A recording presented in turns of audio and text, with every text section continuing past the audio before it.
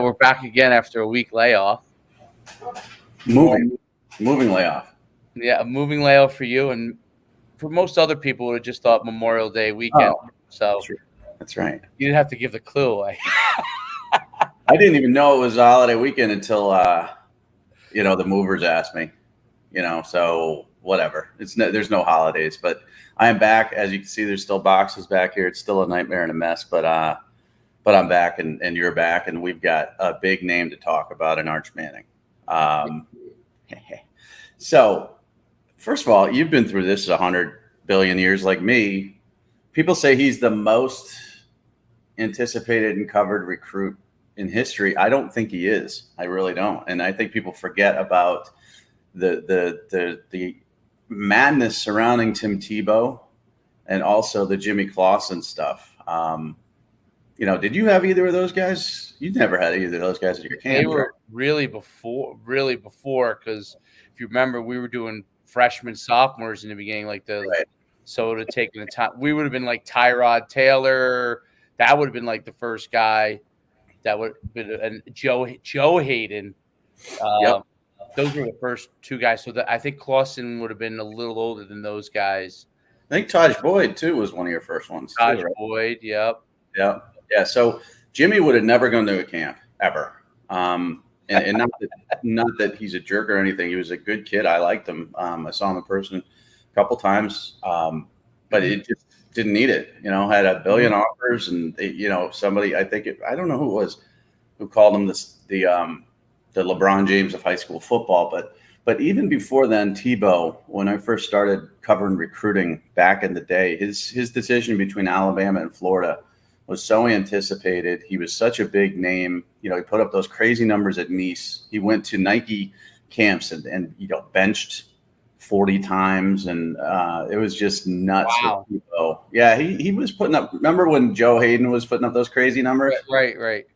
And we all knew because we saw his dad, and his dad was just like the most muscle-bound human being on earth. And then his little brother came through and tried to, beat those numbers. They put up ridiculous numbers, but Tim Tebow put up crazy numbers for a quarterback, and stats-wise and testing-wise. So I remember Tebow. Terrell Pryor was a big one. So people love to just, it's what about Clowney? Clowney was a huge one because he went beyond signing day as well. And that's the number one player in the country, just like Pryor was. Bryce Brown, if you remember that nightmare. Yeah, the running back. Went to Tennessee and then back to Kansas State, and his brother Arthur. Arthur Brown went to Miami and transferred back to Kansas State. But people love, it's recent bias. People love to say this stuff. People are interested in Arch Manning, but I will tell you this without a doubt. There's just as much interest back in the day on Jimmy Clausen and Tim Tebow and Terrell Pryor and those guys. But Arch visited Georgia this weekend. So here's my intel that I've had on Arch for a very long time. At the end of the college football season, he was ready to commit to Georgia. He was all set to go to Georgia. He loved Athens. He loved Kirby. He loved the offense. He loved the opportunity. And Caleb Williams jumped into the portal, and Kirby Smart and his staff flirted with Caleb, tried to get him to come for a visit. Now, that would change everything for Arch in some way because, A, he was told he was going to be the only quarterback. B, he was told he could play as a true freshman, which is amazing because Gunnar Stockton is a highly rated recruit. Brock Vandergrift's there and all that stuff. So they had to mend fences a little bit with the Mannings. They've done it. He took a visit this weekend, loved it from what I hear. And I think they're the team to beat. Alabama next weekend, Texas the weekend after that. Here's what he wants, and I'll tell you, I'll ask you where you think he should go. Obviously, he wants a college atmosphere where he could be as much of a normal human being as possible. He wants to win. He wants to get developed for the NFL. Where would you go? And now is Ole Miss in the mix still too, or just because of the family thing? No. And he also wants to play right away. So take the Quinn Ewers factor at Texas. But I'll tell you the Ole Miss story is that Ole Miss was never in it because, and this is what I've heard, Peyton is a Tennessee guy, right? Through and through, bleeds orange. Lane Kiffin's the coach at Ole Miss. Lane Kiffin left Tennessee in the middle of the night for the USC job. There was no way on earth that Peyton was going to stamp Ole Miss. Now, if Arch wanted to go, he's Cooper's kid. Right. Eli and Archie went there. He wasn't going to get in the way, but he was never rubber stamping Ole Miss because of that Lane Kiffin situation back at Tennessee. And they just always kind of ran fourth, fifth. That's what I heard. Interesting. Okay, so Tennessee, Alabama, Georgia. No, Georgia, Alabama, Texas. I'm sorry, Georgia, Alabama, Texas. Texas, obviously Sarkisian. So their relationship there, right? I heard there's some relationship. Very good relationship. Yeah, and then the Quinn Ewers situation definitely puts a monkey wrench in that because if he first question is if he goes to Texas, do you have between the two of them already? Is there some sort of one of them is going to be leaving, right? So I don't know. I mean, I don't know how you could go to Texas after if Sarkisian promised Ewers is getting whatever boatload of money he's getting there. And then obviously they'd have to do something similar for Arch. Are they looking to foster a competition in which one person is going to probably leave because that other person is going to be the starter for at least 2 years, right? So that's the tricky part about Texas and the winning part. He loves Austin. It's a great little city. Yeah, it's a great city. Not too big, not too small. But that's the issue right there. I mean, Quinn Ewers transferred from Ohio State already. He's had his bite at the one-time transfer rule. They did everything on earth to convince him to come to Texas. Now Hudson Card is still in the mix for the quarterback job there, but the assumption is Quinn Ewers is going to play this year, and he'll have 1 year left. And with that arm talent that he has, which is similar to Matt Stafford and some of the great arms that we've ever seen over the years, then he'd move on to the NFL. But Arch would have to sit his freshman year, and I don't think Arch wants to sit. So you nailed it on the head with Texas. He loves Sark. Now, Sark, you think about NFL development. Texas doesn't send quarterbacks to the NFL, right? Well, Sark developed Tua, or helped develop Tua. Sark helped certainly develop Mac Jones. Those are 2 first-rounders. So the family's looking at Sark, and they're saying, okay, you know what you're doing with quarterbacks. We like that. We like you. We got a good relationship. We like Austin. It's closer to home, Louisiana, than the others. But can you win? And what about the Ewers kid? So that's Texas. Now, give me Alabama and Georgia. What do they present to you if you're Arch Manning that you like? Who are the OCs of Georgia and Alabama? So it's Bill O'Brien. So Bill O'Brien, obviously from the days of Penn State, and it's Todd Monken at Georgia, who has done a great job. Now Monken is considered more of a balanced offensive guy.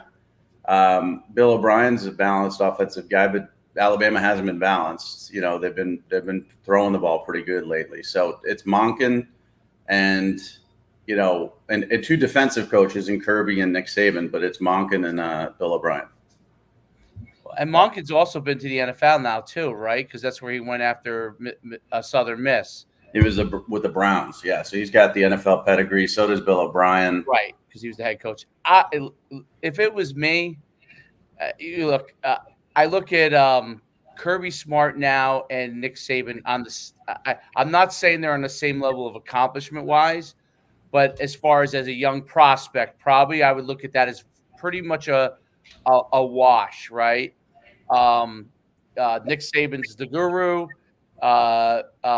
Kirby Smart's his protege who has beaten him, which is rare, right? Yeah. Protege to be able to beat the main guy. I like Todd Monken. Even though Bill O'Brien has the bigger, he was the head coach in the NFL, obviously. Todd Monken, what he did in this, when he was head coach at Southern Miss, and the innovation he brought there, then going to the NFL, and now being an offensive coordinator, I think he's somebody that did amazing things with the quarterback that they just had. And I think to myself, what can they do? What can they do? What can Georgia do with Arch Manning?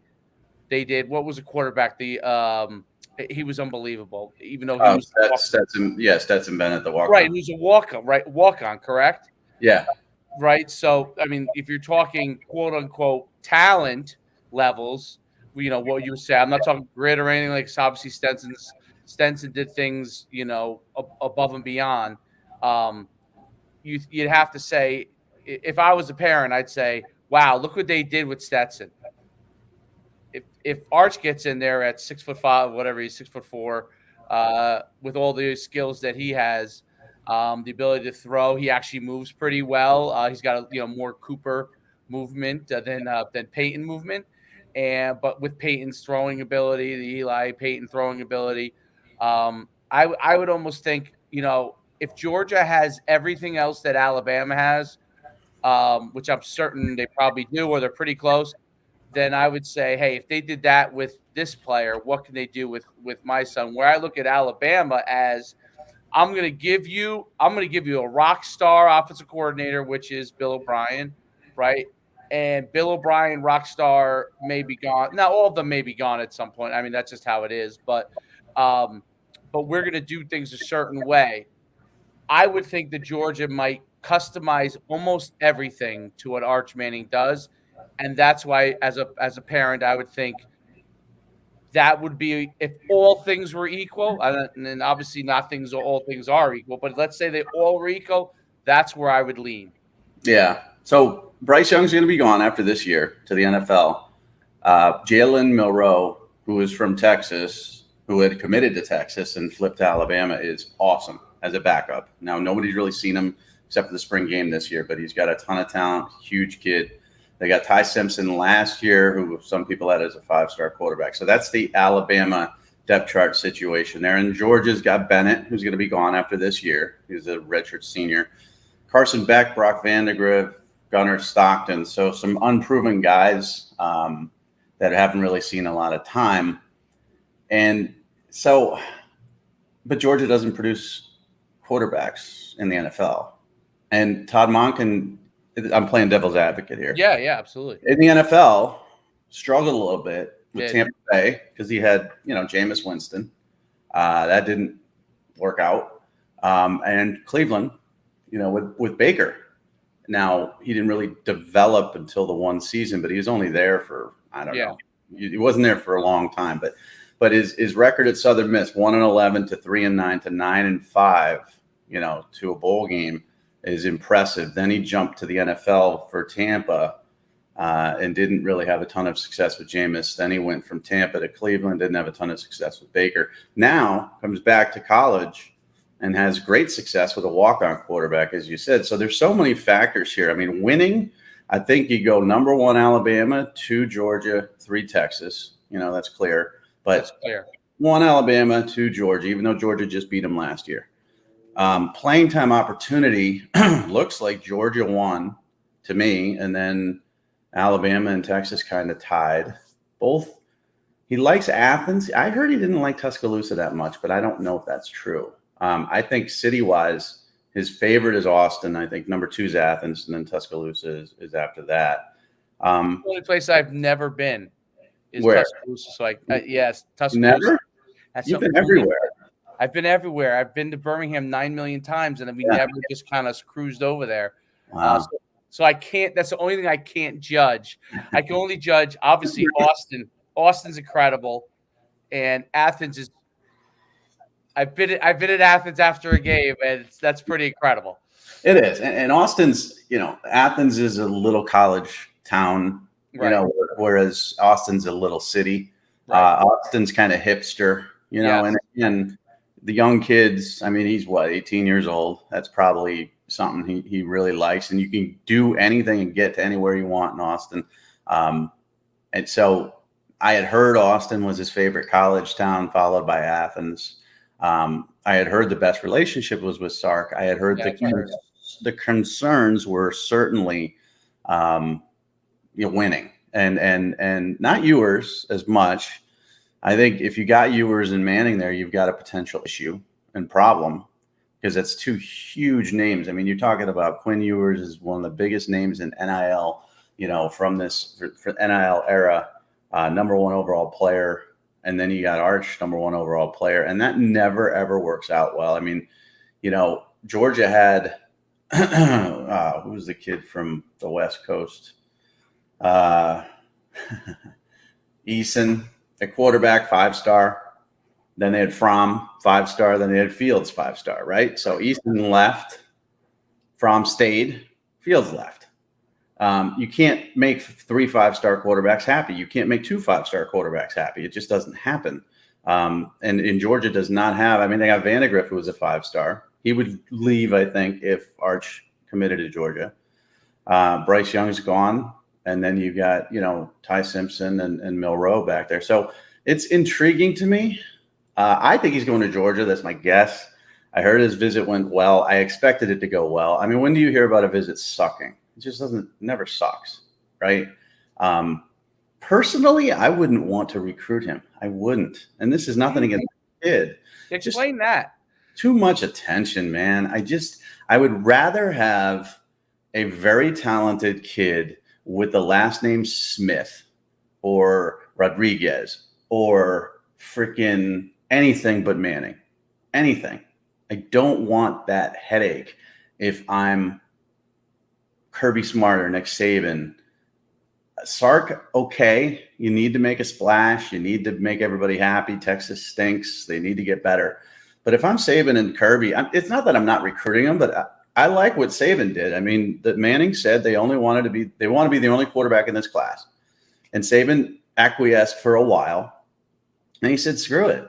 I'm going to take Eli Holstein. Now, the timing of that was all interesting because it was right after his spat with Jimbo Fisher, and Eli Holstein was committed to Texas A&M at one point.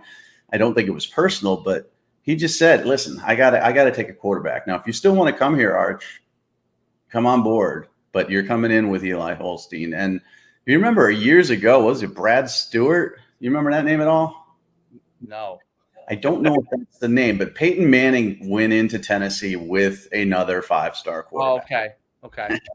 And that's why I ask you if you've ever heard of Brad Stewart, because, he ended up transferring out. I think it was Brad Stewart. I don't know what his name was. Right, because T was much younger.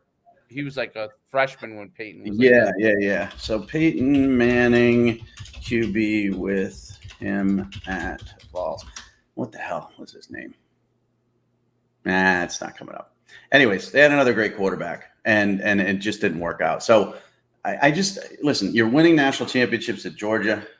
You're winning national championships at Alabama. You bring in a big name kid in NIL. It could rock the boat. I mean, Arch could get this whole $8 million Tennessee kid thing is garbage, right? So, but Arch Manning could legit get $8 million.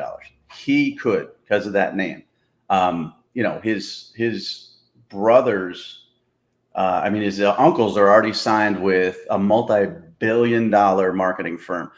They have multi-million-dollar deals with like Fanatics or, collectible people. They've got the biggest agent in the world. Like Arch Manning could make $8 million. And then, we know Saban doesn't really like NIL. How do you manage your roster if you got an Arch Manning coming in there making a ton of money and everybody else isn't making as much? What is so I know Cooper, and the reason why I asked this question is because that's the only thing that make me think that Texas could be maybe a possible option even through all this. Is Cooper's is in the oil business, right? Is that correct, or some form of that? Yeah, he's an American entrepreneur, AJ Capital Partners. I don't know if it's oil. He does a lot of business in tech. Or I heard he does a lot. There's a lot in Louisiana and Texas. Louisiana is like little Texas, so they're tied in a lot of ways with oil, similar kind of industries, especially down that southern area. Of Louisiana and Texas. The energy company, private energy companies, equity firms. So energy's oil. So yes. Right. So that's the only thing that makes me think that I don't know. Is there a long-term play for him with all those other relationships too, right? Are these guys I don't the Mannings don't need money per se, right? But is there a capacity that from all those relationships that they want to fork over significantly more NIL than the others, or does it really matter because probably everyone will just match whatever you get, I guess, right? Like if Texas is going to give me 5 mil, why wouldn't I get 5 mil from Georgia or Alabama? What does it matter, right? Yeah, you will. And obviously everybody's like, okay, Peyton's rich, Eli's rich. Well, Cooper's rich. Right. He's rich. Money is not a thing here. And one of the things that was interesting early in this process, I had a few schools contact me and they say, okay, who's the tightest kid on the team to Arch? Because that's the angle they wanted to play. Get that kid. And I forget the kid's name. It's a wide receiver on the team there. And I said, well, no luck there because A, the kid isn't that level, but B, that kid's rich too. I mean, he's just his father's loaded. This is Isidore Newman school in New Orleans it's no joke. And so money is not going to play in here. He's going to make money. He could have already signed, honestly. I mean, he could have already signed deals and I don't know about it, but money is never, ever, ever going to be an issue with the family, but it could be an issue with other players. So here's another example. You get to Texas, right? Let's say he picks Texas. Quinn Ewers transfers from Ohio State. He's promised this, that, and the other. Let's say Quinn Ewers making $2 million, right? Arch comes in, makes $8 million. These kids have egos, it's going to be uncharted territory as to, like you had mentioned last time we talked, how you guys were scraping for money together to get a 12-pack on a weekend, right? Now, if you got a kid who's making that much money on your team, and let's say he's kind of, there's jealousy involved or he's ostracized, or let's say he's not playing up to his capabilities, you got a problem. And I don't think Saban and Smart want that problem. Now, I think Kirby Smart would take it over Nick Saban. I think Nick Saban's hosting Manning this weekend, and he's going to say to him and the family, listen, you want to come here? You'll be a first rounder. You'll win national championships because that's what we do. That's what our quarterbacks do. If you don't, then that's great. But I'm not going to, promise anything. I'm not going to give you this, that, the other. I think his approach is going to be completely different than Smart's approach this weekend and Sark's approach in 2 weekends. Do you think that Sark and Smart's approach is still almost from a we need you standpoint? And Saban is like, hey, we'd love to have you, but if you don't want to come here, if you want to win championships, you'll come here. If you don't come here, we're going to win championships. So it's really your choice. May work. But yeah, that's the approach I really do believe because, the Georgia quarterback situation isn't set in stone. And we don't know if Quinn Ewers is going to be good. We know he's got a magic arm. There's no doubt about his arm strength, talent, off platform. Everything he can do is ridiculous. But we also saw that in, I don't know if you remember Anthony Morelli. 100 years. Yeah, of course. Yeah. Yep. Gorgeous, right? 7-on-7 looked like a god, and then a pass rush came in college and he just wasn't good. We don't know if Quinn's going to be that guy, who, makes bad decisions when the pass rush comes, when he's in live football action, blah, blah, blah. So it's less determined that there's success at Texas there. But Alabama, yeah, I think Nick Saban's looking at his quarterback room. He's going, okay, I got a Heisman winner, and he's probably going to win the Heisman again this year. I got Milroe, who's probably going to win the Heisman, maybe next year. I got Ty Simpson. I got Eli Holstein. I'm good. If you want to come here, hey, that's great, and I'll make it my problem to deal with. But if you don't, now I had this stupid theory, which was, I don't know. Nick Saban was very, very friendly to Kirby after he lost the national championship. And it was weird to me, like Nick Saban's not that guy. and everybody said, oh, this is the kinder, softer Nick Saban. And, he was congratulatory of his protege, blah, blah, blah. But then the whole Jimbo thing came around, and I saw the old fire of Nick Saban and how pissed off he is that he lost to A&M last year, that he didn't win the national championship again. And I think they're going to win it this year. My thought was that stick it to Kirby for beating you and tell the Mannings, listen, if you don't come to Alabama, Texas is the place to go. But people kind of threw a monkey wrench in that, saying that, they're going to be in the SEC in 2025, I believe. Right. But still, he's a 2023 kid, so he'll be a freshman 2023, 2024. He'll be in the Big 12 for a couple of years. But that would be an evil genius move by Nick Saban to say, listen, we'd love you. If you're not going to come here, though, don't go to Georgia. Look at what they did with Justin Fields. They got lucky with Stetson Bennett. This, that, and the other. Go to Texas, where Sark is, where I know him as an offensive genius. Head there, and he would screw over Georgia at the same time as not getting Arch Manning.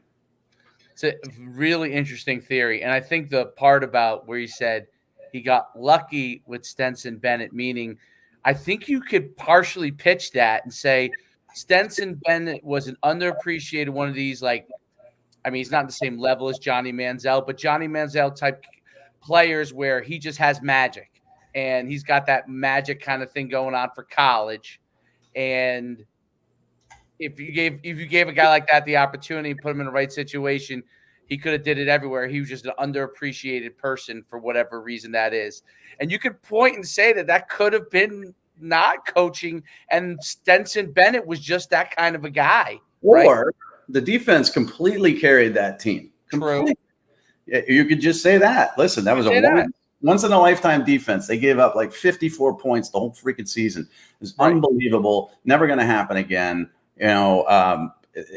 They won the national championship. That offense didn't. They had Brock Bowers as a true freshman tight end as their leading receiver. We took their best receiver in Jermaine Burton. Listen, Saban doesn't negative recruit because he doesn't have to. And this I kind of know, because he just doesn't. I've heard of negative recruiting from everybody on earth except for Nick Saban. Everybody, zero exceptions except for him. But this would be kind of a funny, let's stick it to Georgia, send this kid to Texas. Now, the Mannings might not listen, but if Nick Saban's telling me something, I'm listening. So that was my theory, because once he took Holstein, it's almost, why take this visit? If you want to be the only quarterback in this class, if you want to go someplace where you're going to play immediately and be the guy, why go to Alabama? You're not going to be the guy. I don't think he's better than Milroe. And you've got another quarterback in this class who's a pretty talented kid. So why even take the visit? So this visit this weekend is going to be extremely interesting. Whereas the Georgia visit was all, we love you, we need you, come here. The Texas visit is going to be all, we love you, we need you, come here. The Alabama visit could be very, very different. How did Quinn do in spring ball? He did well. I talked to a lot of people down there. They said the arm, the name John Elway was mentioned. Okay, and this is by some offensive coaches you and I have known for a very, very long time, who just don't throw that around, right? And so, if it's not John Elway arm, it's Matt Stafford arm. But those are two of the elite arms you're ever going to see in football. They told me if they can keep him upright, and they had a great offensive line recruiting class, but they're young, he will put up monster numbers. He will not be stopped, and this was the pitch to Jordan Addison when he visited there too. It's listen, we got Xavier Worthy, but if we got Xavier Worthy and you with Bijan Robinson in the background, if Quinn Ewers stays upright, you guys are all putting up crazy numbers and we're winning the national title. That was the pitch. So he's looked good. Now, that's according to my sources. On the internet, on social media, Hudson Cards look great. And Quinn hasn't picked up the offense that well. To me, it's done. Quinn Ewers is starting. But there's a lot of this Hudson Card is really good type of talk. So that's intriguing to me as well. Yeah, that's interesting. Because if Quinn Ewers is going to start and then puts up monster numbers, now you're sitting, I guess, 2 more years, right? So If you're Arch Manning. You'll be sitting one because Quinn put his year in at Ohio State. Yeah, oh, you put one in. That's right. So you got to have your 3, and then he starts this year and then starts next year. But the Mannings don't want him to sit. Period. I've been told that they want him to be the starter from day one. Whether that's true or not, I don't know. It's a source. Is he ready? I mean, I know Isidore Newman plays pretty low level competition, other than some superstars they'll go against here and there. But I don't know if he's ready. I don't know. I think, people ask me, is he overrated? I'm not convinced he's the number 1 quarterback in this class. That's just me. It's a very, very talented 2023 class, and I won't get into who else could be better. Right. And I don't know if listen, did I think Trevor Lawrence was ready? Yeah. Do I think Arch Manning's ready? No. I don't see that. I don't see that same. I'm gonna just be. I'm so good in high school. Now maybe I'll see that this upcoming season. But with Trevor, I saw, high school's not challenge anymore. He's going to just take over college football early. That's a big difference. I just think that like even OBJ, who played, I think, a little bit right away, but just coming from that prep school, that high-end prep school type environment where they don't play a ton of great competition all the time. Speed is a little bit of an adjustment. Now, great athletes adjust pretty quickly, because I remember the first time I went to college, carried the ball the first time, a guy hit me pretty quickly. I was like, oh, I got to move much faster. And you kind of adjust. But for a quarterback that, for a skill position player, that takes a couple of weeks. For a quarterback, that could take a couple of months, right? Mm-hmm. Maybe 6 months. So they do adjust if they're that kind of a guy. But coming from a prep school environment, do you have enough? And I don't know enough whether he did a lot of other things. I don't think he did a lot of the other stuff outside of like QB training and camps and stuff like that, right? He wasn't. No, he has all that at home. I mean, obviously, right. He doesn't need to go on the 7-on-7 tour or whatever. He's not even. I saw the Elite 11 list, and I don't delve into it as much, because we used to cover every Elite 11 and this that. Right. He wasn't on the Elite 11 list, and people started asking, "What the heck?" I don't think he went to an Elite 11 camp. That's my guess. I didn't really delve into it to see why, but I can't picture him going to any camps. Right. That's what I was thinking. Because I remember in New Jersey, Jabril Peppers, when he was at Don Bosco and then Paramus Catholic, like he didn't go to any, never went to a camp ever. Like he didn't have to go to a camp. From the second he stepped on the field, he was the best player in New Jersey, and he was a freshman. I remember him running for a touchdown at Don Bosco in the state championship game, and made it look like he was 14 years old or 15 or whatever. He made it look like he was 25-year-old pro. It was so easy for him. And we tried to get him to camps. You did, I did, everybody did. That was a whole thing. So he doesn't need that. And I don't know how his development will be. Again, he's got the last name. There's a lot to live up to. And none of them failed. I mean, Cooper, they say, which is, again, what people say, he was the best athlete of all of them, which is great. He was a wide receiver. He was going to Ole Miss. He had spinal stenosis and had to, medically retire. Right. I don't know. Listen, we're talking Archie Manning legend, and we're talking Peyton Manning legend, and we're talking Eli, who beat Brady twice. So I don't know, but the Manning pedigree is pretty good, and I think he's going to be successful. I'm just not sure if he's ready to take over a team, immediately as a true freshman. But that's what they want. I mean, and why wouldn't they? Why would you go to a school and say, listen, yeah, I'm thinking about sitting a year or two? No. They want to play right away. So that is going to be the interesting visit this weekend to Alabama. I think UGA leads right now. Texas will have to finish this and close it out really strong.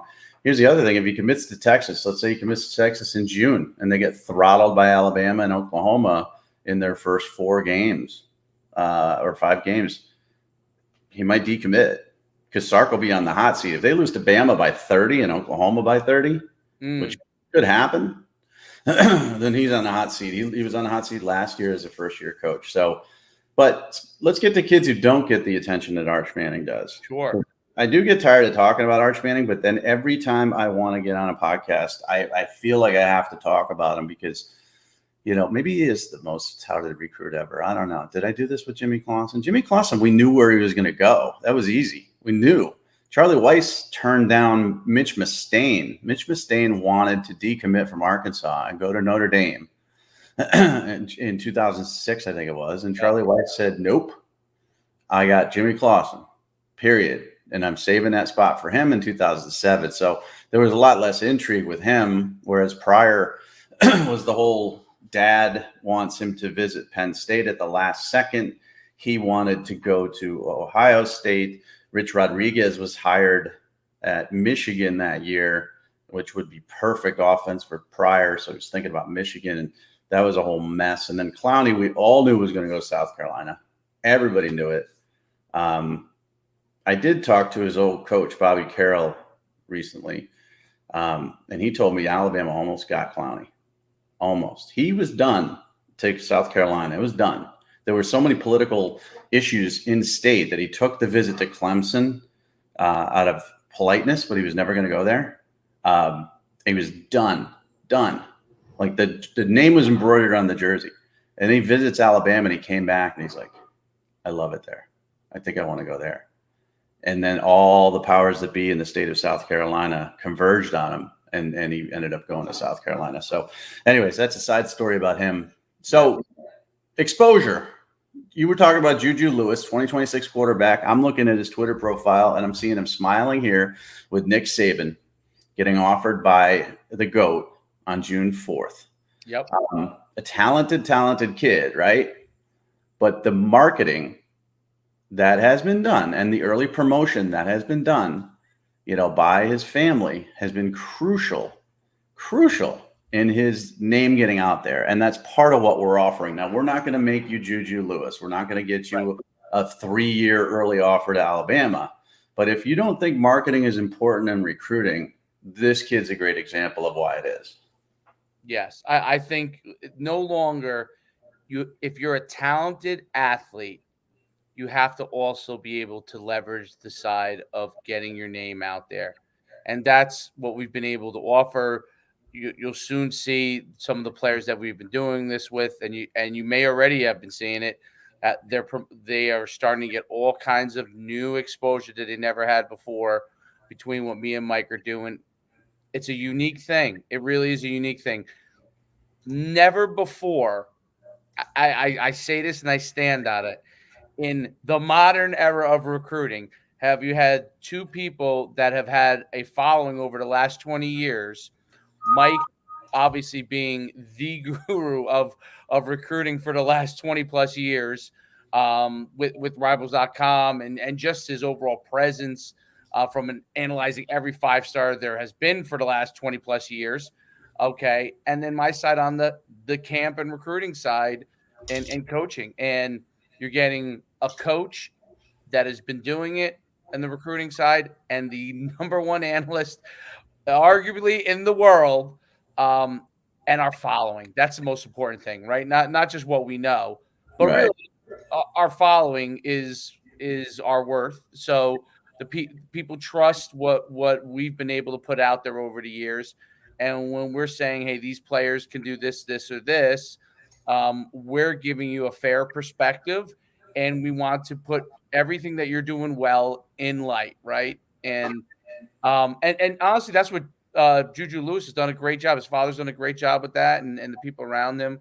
He's a very talented quarterback, and he's been able to put that out in front of people. He's gone to places where he's been able to get that kind of notice, and he's made those relationships. We're trying to fast track you. So that's the whole thing with this, is that whatever ability you have to go to the next level, that highest Division I level, we're going to be able to try and fast track that for you, get your name out there. Mike, what do you think?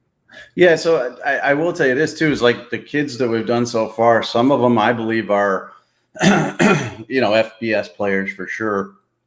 And 2 of them I believe are Power 5 ability players. And after we did our promotion for them, and again, it's over 1 million followers. And in those followers, it's not just, some, booger eating guy in his basement down south, right? It's coaches. You're going to get exposure to coaches. Like the guy who lives in his mom's basement isn't going to get you a scholarship. So we have those followers, but we've got coaches. I mean, the only coaches that don't follow us are not on social media, period. That's it. Right. And you bring the coaching perspective. I've never coached a day in my life ever, and I never will. I'm not an X's and O's guy. I could break down film and do all that stuff, but I'm not a X's and O's game planning coach, right? And I can't speak to what it takes to actually be on the sidelines and mentor kids in that manner. But I've scouted every good kid since 1998, everyone. I've missed on a lot, I've hit on a lot, but I know what to look for, and I know instantly FCS, FBS, Division III, Power 5 instantly. And so we delve into the highlight films, but also into the game films and things like that, and the strengths and weaknesses. But the kids we've talked to, they're getting a lot more attention. Now, that doesn't mean they're going to get scholarships. We're not promising that. We're not calling schools on your behalf. But I will tell you this, no one's been unhappy, and everybody's come back to me and said, really appreciate the notoriety, because some people had no idea who this kid was, whether it's a quarterback in Nebraska or an offensive lineman in California. And that's where the value lies as well. So I like it because, like I said, if I look at something, I could throw it to you and say, what do you think? Am I seeing the right thing here? And you could do the same thing to me, but you've coached, this is no offense to the kids, but you've coached good kids and horrible kids. Horrible, right? So and at your camps, you've had future 5 stars and you've had future no stars. Like you've seen so many people come through that I'm more on the spoiled side, where I was focusing on the 4 and 5 star kids and the younger kids with offers, that sometimes I look at something and I'm overly critical of it. And I flip it to you and I say, am I seeing this right? Because I don't like what I see here. And you'll be like, well, you know what? I think you might be a little harsh in that area. Right. And that's a good balance for me. And I think for you, you might see a kid that maybe a scrapper or somebody, you might see yourself in them, that went to UConn, and you can flip it to me and I could say, listen, Dave, I know he's a great kid. The effort's like crazy, but he's not going to grow. He's not going to be big enough. He's not going to do this, that, and the other. And so it really is a good balance of coach and analyst. And it's valuable. I mean, in this day and age, you can go out and pay, if you want, $1,500 to go to, a 3-day camp, or you could pay $2,500 to somebody who promises you a scholarship. This is just flat out exposure and an honest opinion on how good you are. And I've been surprised, because I've told parents this is his level, and not one of them has come back to me and said, you suck, you're an idiot. And I'm so used to that with the 4 and 5 star kids from fans. And it just gives me a perspective that there are people out there who really do have a unbiased opinion on their own kids or their own players, as opposed to, oh, I'm a Tennessee fan. How dare you not rank this kid a 5-star? He's going to Tennessee. Well, I think that's a true statement. I think ultimately they want to be in the right spot, right? So, so whether they're a Division I player or Division III player, they want to get the opportunity to get on the field. Nobody wants to sit around, right? And for 4 years. So that perspective is so important, because they trust that perspective. And then we promote it with that avenue. And then they ultimately, like I say, they're going to get to the right place. Like we want to help foster that exposure to get you to the right place. So you don't have to rely on, and I know everyone goes to college camps and all those kind of things. Hey, listen, here's another person. You could take the video that me and Mike do on you, and when you also go and do your part in reaching out to coaches as you're in your investing in your own recruiting process, you're welcome to take that video and use that as a part of your resume in that process. And I think that's an important thing too, because and and I've told kids this after they sent the video out, I posted it. If you have a question about something, DM me. I'm glad to answer a question for you. Going to this camp for that versus that camp, going to this college camp for this college camp. I'll ask you the questions about your process and in a very quick time period and get to the answer for you. So you're building a relationship with two people that are really understand that process. And it's a good thing. It's a positive thing, and we want to be able to see you succeed. So, Yeah. It's my favorite thing, honestly, since obviously I've been with Rivals for 24 years, and I'm writing articles on MikeFarrellSports.com. I'm scouting and ranking 2023 players, and I'm going to do that in August and all this other stuff. And, I'm following the transfer portal, and I'm covering college football, and I'm doing all the things that I've done for years. But I've never been able to do this. And it's not like, listen, I'm not a saint or anything, right? I'm just a guy. But when I get one come through from you, it's exciting. You're like, we got another one. And I'm like, oh, this is cool. This is like cool. This isn't like me, asking a 5-star kid, well, you're going to go to Georgia or Alabama, and him telling me, oh, I don't know, I have no leaders and all the garbage that you hear, which, listen, I could get through all that. Right. And it's part of the game. This is more, what do I have here? So that when it comes through, I look at the huddle film, and then I do some research on the kid, and I look up, statistics and any articles on him. Sometimes I'll reach out to the kid or his parents and just say, what did he play other sports? What? Tell me more about him. And then I'll give the evaluation. Then listen, I'm not going to stay in touch with you. I'm not going to have dinner at the family. I'm not going to go to your Christmas, parties and stuff like that. But it's cool. It's just neat. So that's the most exciting part of this independence that I have right now is when I get one of those, a text message from you or something, I'm coming off a podcast and you're like, we got another one. Take a look at this kid. And I'm like, oh, this is cool. And, we just got a 2024 player from Georgia the other day, and I'm going to delve into him today. And it's something that I haven't been allowed to do since I started this industry. So to me, it's kind of refreshing. So it's going to be like, we're not going to just take it. We're not going to look at a minute of it. We're not going to flip it out there and just not give a crap. It's more intriguing to me to scout kids like this than it is, to compare, somebody to Clowney or Terrell Pryor. Absolutely. And you could listen, you can reach out to me at Coach Schuman. You can reach out to Mike. He's got, now it's Farrell promos. What is it now? Yeah, it's at Farrell Promo. Okay. And then there's at M Farrell Sports. At Farrell Promo, what'll happen is, if you follow that, someone will get in contact with you and just say, hey, are you interested in the opportunity here? And if you're not, then it's just like, okay, great. Thanks for following, and we'll keep an eye on you. And if you are, then you'll be able to get in touch with all the right people. So at Farrell Promo. And the reason I did that is because I wanted that to be specifically for this. I didn't want to have it all mixed in with my portal channel and my college football channel and my recruiting channel and all that other stuff. I wanted it to be specific, and it doesn't have a lot of followers, and it's not something I'm looking to get 100,000 at. But I wanted you to know that that's the home for this. If you're young and you want to get a head start, or if you're 2023, 2024, and you're under the radar and you need a little boost, that's what this is for. Yeah, and it's at Farrell Promo, right? Also on Twitter, and then it's at Mike Farrell Sports too. Yeah, and yours is what, at Schuman? At Coach Schuman, and then you can go at NUC Sports.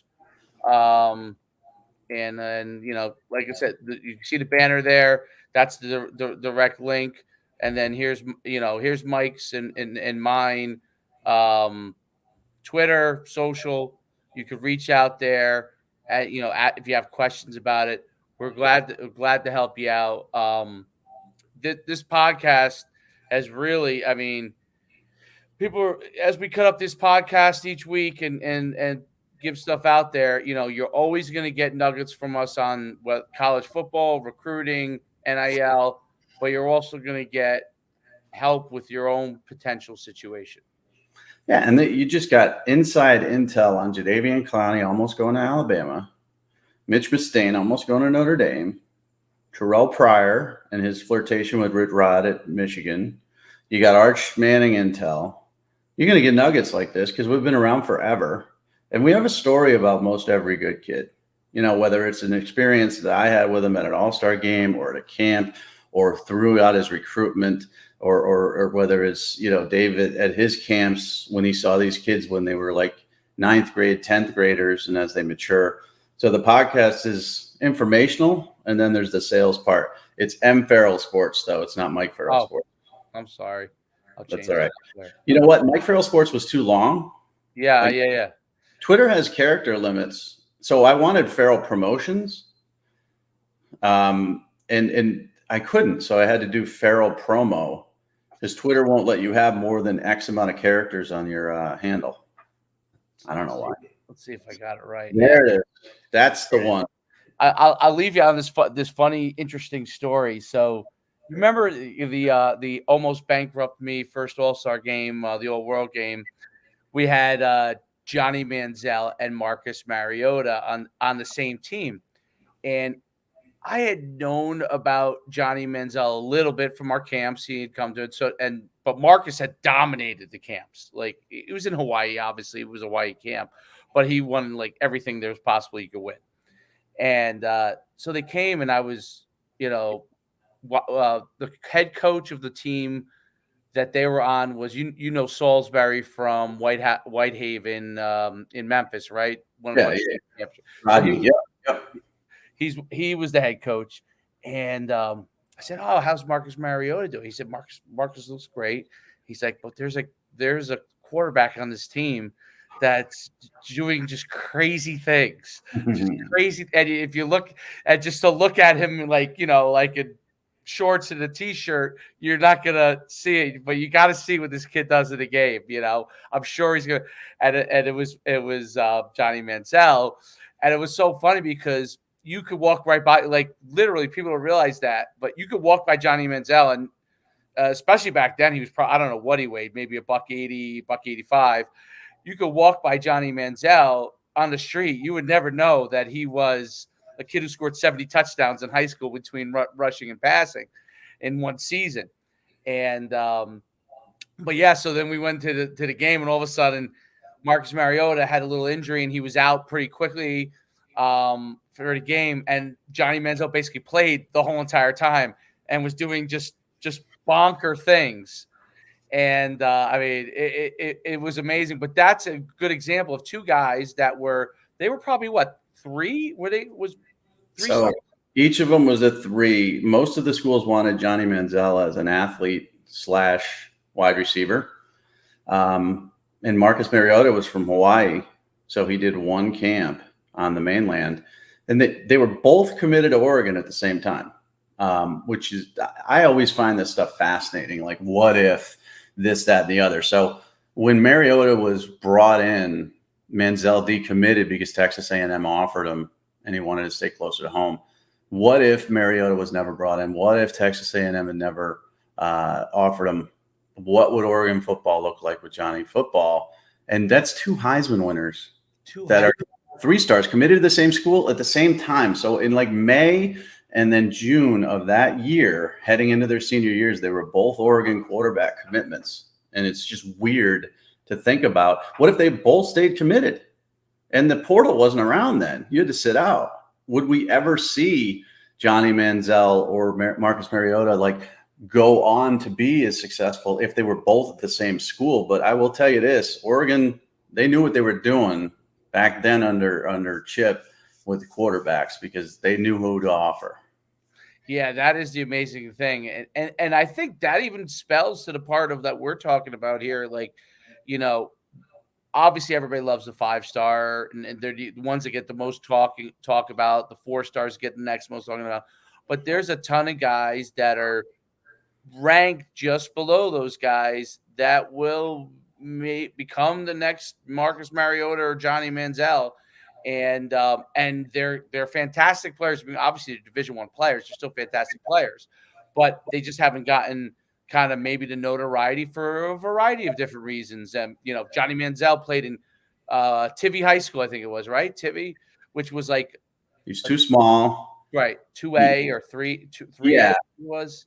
He wasn't big enough to be a quarterback, and this was right before the start of the success of the Russell Wilsons of the world in the NFL, and then everybody all of a sudden with Kyler Murray, who was on a higher scale, put up massive numbers, and nobody questioned him whatsoever. Whereas Johnny Manziel years before was the same kind of dude, but nobody wanted him. And then Mariota was from Hawaii, and nobody recruited Hawaii because that's a trip. That's a trip and a half. You can't go out there for 3 kids. So he came to the USC, I think the USC Nike camp. But they were both 3-star kids. And, in hindsight, 3-star rankings on Mariota, I was proud of. People were like, oh, you suck. He was number 2 pick. He's a Heisman Trophy winner. He's number 2 pick. Like, we saw him once, right? He had like 1 offer. And we had him as a 3. So people just discount 3s. They throw them away. They discount 2s. Listen, I could list 15 NFL Hall of Famers off the top of my head that were 2 stars, period. So stars, listen, they're important to fans. And I've always said this to kids who complain about stars. I go, that's for the fans, man. It's not for you. Like Antonio Brown was a 2-star. He was a small little quarterback in Florida who had grade problems. Kind of turned out to be pretty good. A little crazy, but pretty good. That's not you. Stars are not you as a player. Stars are for that guy who's in his basement in the South or out west in his mom basement, and he's just a big, fan, and he's wearing like the freaking, war paint, and he cares about stars. Kids, who cares? Johnny Manziel and Marcus Mariota, 3 stars. They didn't care. They both won Heismans. That's exactly right. Well, on that note, another great podcast this week, and we went an hour. We're verbose. We're definitely verbose. I talk so much. I need a nap. That's what makes it fun. I need a nap. Who else are you going to talk to? You know what I mean? At least you talk to someone that has a similar interest. I got so much useless garbage information in my head from the years. I'm too lazy to write a book, so I'll just throw it on a podcast here and there. There you go. All Well, right. Till next week. Let's live. You got it. Check us out, myfootballcamps.com/D1. Check out Mike Farrell on Twitter, MFarrell Sports. Me at Coach Schuman. Check out Farrell Promotion at Farrell Promo. I think I got that right. And we'll see you next week. All right.